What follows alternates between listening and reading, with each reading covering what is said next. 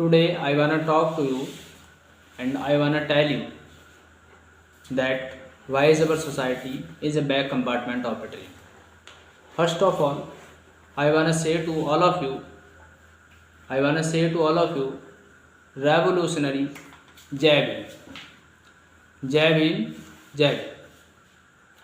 You will be feeling a great happiness. You all know that our big brother Bhai Chandrasekhar has become a member of parliament. So it is not a small happiness to us and this is not a small sadness to our frontiers.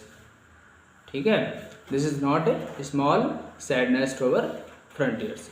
When I was trying to open Dr. B.R. Ambedkar Pathshala in Kalakhedi,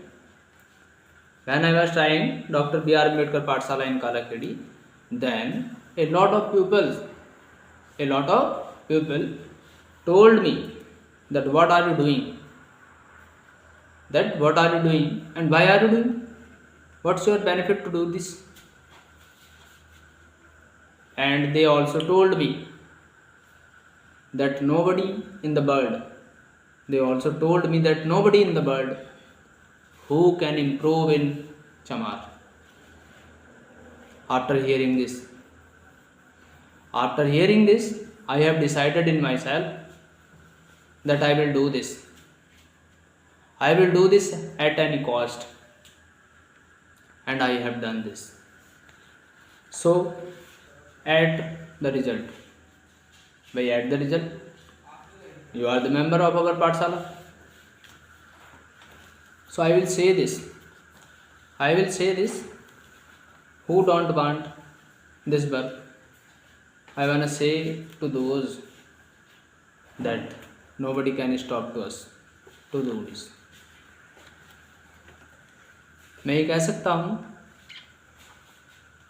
कि गांव के लोगों को, मैं ये इसलिए कह सकता हूँ कि गांव के लोगों को ये कहा जाता है कि सभी लोग एक पौवे के वोट, यानी हमारी चमार बिरादरी को कोई ये नहीं कहता कि बहुत अच्छे वोट हैं, ये बहुत समझदारी से वोट देते हैं, ऐसा कोई नहीं कहता। ये कहते हैं, और ये मुझसे कहा था, मैं एक बार कहने लगा, ये गांव है पास में, हमारे गांव के पास ही गांव है, उसमें बात चल रही थी कि वोट किसको देना है, तो वो कह रहे थे हम तो वोट उसे देंगे जो हमें खिलाएगा पिलाएगा। और मैं धन्यवाद देना चाहता हूँ भाई उनका भी, उन्होंने ये बात कही थी लेकिन उन्होंने भी वोट केजली को ही दिया था। यानी वो भी बाद में ये समझ गए थे कि ये बहुत ज़्यादा ज़रूरी है कि हमें अपने आदमी की पहचान करनी चाहिए। किसी के खिलाने पिलाने, बहकाने, पैसे डालने, राशन देने या गैस सिलेंडर बांटने से हम पे फ़र्क नहीं पड़ता, हमें जो अच्छा है वो दिखाई देना चाहिए। तो उन सभी लोगों ने जो ये खुद कह रहे थे, जो ये बात अपने आप कह रहे थे कि हम तो उसे वोट देंगे जो शराब पिलाएगा बढ़िया से, हम उसे वोट देंगे, उन्होंने भी वोट केतली को दिया, उन्होंने भी इतनी बाद में उन्हें भी समझ आ गई। उसके बाद हमारे भाई चंद्रशेखर जी ने क्या करा है, ये क्रांतिकारी पहल की है और हमारे समाज को और हमारे समाज के लोगों ने भी हमारी उम्मीद से भी ज़्यादा, हमने उम्मीद नहीं की थी जितनी बढ़िया सफलता भाई को मिली है। ठीक है, तो अब मैं उन लोगों से कहना चाहता हूँ जो ये सोचते हैं कि बे अम्बेडकरवादी अब नहीं है जो पहले थे, केवल सुनने के लिए अम्बेडकरवादी थे, ऐसा नहीं है।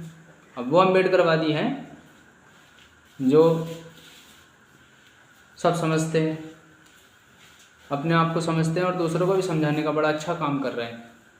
ठीक है, और हमारे साथियों के साथ मिलकर हम ये निर्णय ले रहे हैं, हमने ये निर्णय लिया है, इसीलिए तो आप हमारे साथ हो, नहीं तो कौन इतनी रात में आए गए हैं भाई, तुम तो और लोग हैं, लड़के हैं और भी पढ़ने वाले लड़के हैं, वो तो नहीं आ रहे। तो आपने ये निर्णय मेरे साथ मिलकर लिया है या मैंने आपके साथ मिलकर निर्णय लिया है कि हम हर उस परिवार को शिक्षित करेंगे, हर उस परिवार तक शिक्षा पहुंचाएंगे और संविधान की शिक्षा जरूर पहुंचाएंगे।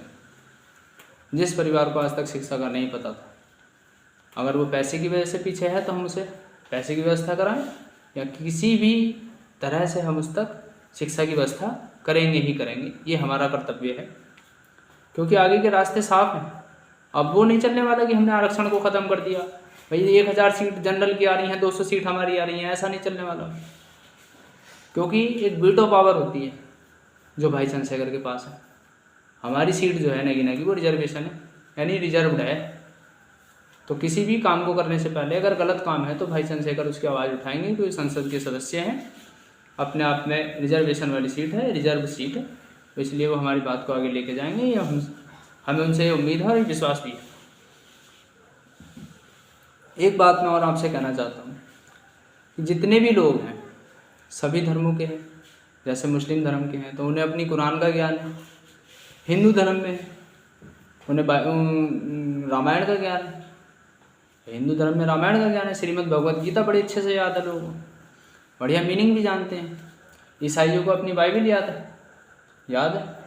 और एक हमारा ही समाज ऐसा है जिसे अपना संविधान याद नहीं है। ये एक हाथी से हुए बैठे हैं जिसे अपनी ताकत का अंदाज़ा नहीं है कि हमारे पास कितनी बड़ी ताकत है। बाबा साहब ने हमें बहुत बड़ी ताकत दी है जो संविधान के रूप में हमारे साथ है। तो इस संविधान को हर घर पहुंचाना, हर बालक को इससे शिक्षित करना, ये मेरा, आपका और हमारे समाज के हर व्यक्ति का कर्तव्य है। ठीक है, तो इसी के साथ मैं आपसे कहना चाहता हूँ कि ये कार्य कभी रुकना नहीं चाहिए। हर व्यक्ति को इससे प्रेरित होना चाहिए। आपका कर्तव्य है शिक्षा को हर घर पहुँचाना, हमारे साथ जुड़ कर और लोगों तक शिक्षा पहुँचाना, संविधान की शिक्षा को जरूर पहुँचाना। इसी के साथ मैं आपसे भी कहना चाहता हूँ कि अपने आसपास के जितने भी बच्चे हैं जो शिक्षित नहीं हैं, किसी वजह से शिक्षा नहीं ले पा रहे हैं, तो उन तक शिक्षा पहुँचाने का आपका भी कर्तव्य है। ये वीडियो हो उस हर व्यक्ति तक पहुँच जानी चाहिए जो ये चाहता है कि हमारे समाज के लोग पढ़ें। और पढ़ाया नहीं जा रहा है, मतलब किसी वजह से कोई काम नहीं कर पा रहे हैं, तो आप लोगों को उन्हें प्रेरित करना है और इस काम को आगे बढ़ाना है। इसी के साथ सभी को जय हिंद।